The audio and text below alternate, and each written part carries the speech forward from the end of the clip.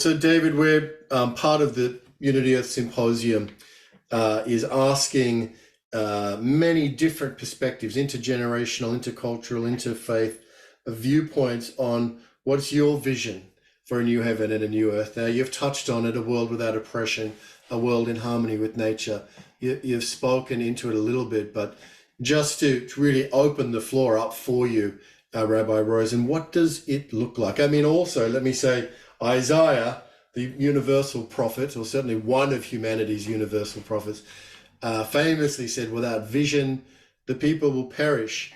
And it feels like now where the problems we have are so intractable and the vested interests are so potent that sometimes it's easy to despair and to lose hope that we can find a solution. But in the world of vision, we are free. We have freedom to dream. And so I think asking and collecting these collective visions of what does it look like feels like an important point to focus on, rather than focusing on problems, which sometimes don't lead to solutions. What does it look like in a world, according to David Rosen, a new heavens and a new earth?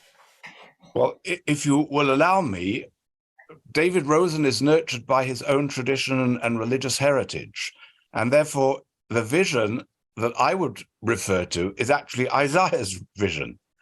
And that vision he describes so eloquently in the chapters of looking forward to a society where the lion and the lamb lie down together with the fatling and the wolf, and there shall be no destruction in all my holy mountain, and the earth shall be full of the knowledge of the Lord as the seas are full of waters, and many nations shall go up to the mountain of the Lord. Of course, Isaiah is particularly fixated on Jerusalem, but on Jerusalem's universal message. This is not a place just for Jews or just for Jews and Christians or just for the children of Abraham. This is a place where many nations, in other words, all the nations of the world shall go up. And it doesn't have to be understood literally of going up. It means they're ascending in a sense of that consciousness, that awareness of the divine in the world.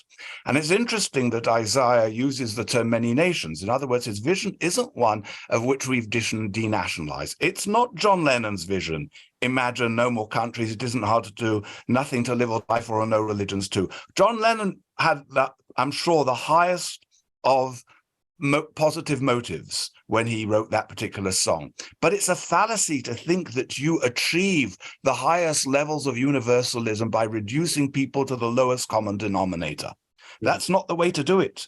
We have to respect identities. We have to respect traditions, heritages, histories. We have to make these, however, tools of embrace of others and of a sense of family, of diversity, in which the inspiration is taken from our particularities for a universal world.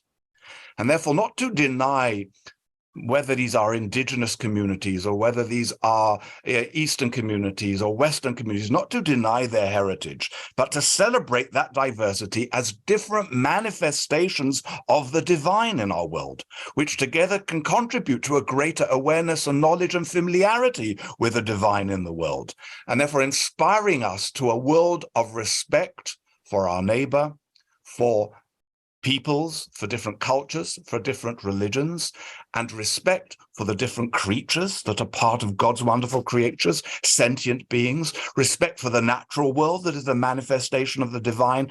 That is the messianic ideal. That's the goal. That's precisely what Isaiah has in mind. It may not be exactly the way I'm defining it, but in essence, that's precisely what he is striving for.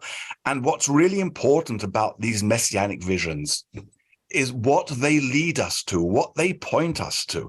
It's really interesting. In, I think it's Psalm 32, there's a wonderful phrase. Who is the person who seeks life and who loves days to do good? Keep your tongue from evil and your lips from speaking guile. Turn from evil and do good, seek peace and pursue it. Well, there's a lot to unpack in that verse, but what I want to particularly focus on is seek peace and pursue it. there's an interesting comment of this of our ancient Talmudic sages that it means that peace is something that is unique in that you have to seek it in one place and pursue it in another place. And nothing else is spoken of in that particular language.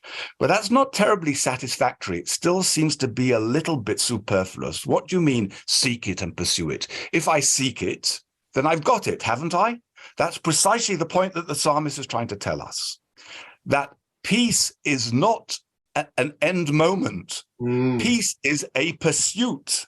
To seek peace means to continuously pursue it. And it means continuously striving for that ideal of consciousness, awareness of the divine as manifest in the other community, in the other people, in the other religion, in the diversity of the natural world, in animal life, in sentient beings, in the inanimate world, in the cosmos around us, seeking our constantly that sense of the divine, which is the real meaning of the word shalom, because the word shalom that we translate as peace comes from the Hebrew root shalem, which means whole, which means complete, to be a fully integrated, healthy, physically and spiritual person, and for our cosmos to be a healthy, physical and spiritual cosmos in which we live.